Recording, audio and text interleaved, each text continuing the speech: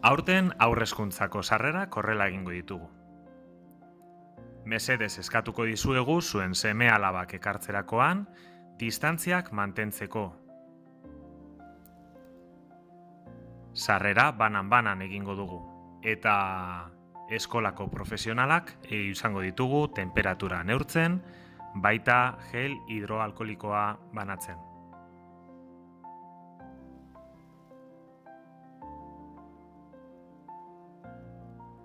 Ikasleak bakarrik sartuko dira zentrora eta temperatura eta gela banandutakoan haien irakasleengana joango dira, lehenengo astean tutorearengana.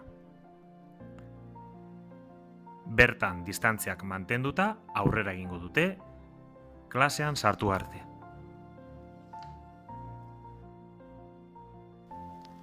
Lehen hezkuntzako sarrera oso antzekoa izango da. Mesedez eskatuko dizuegu, zuen seme-alabakin etortzerakoan, zentroaren inguruan distantziak mantentzeko.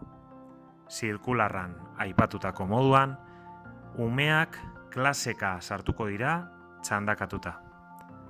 Lurrean ipinitako markak mantenduta eta zerrendaren arabera, aldapa igo eta bertan temperatura eta gela emango zaie.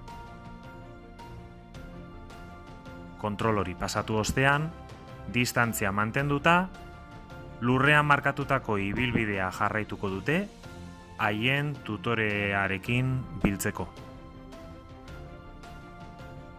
Horrela, beti ere distantziak mantenduta, pizkanaka, klasean sartuko dira.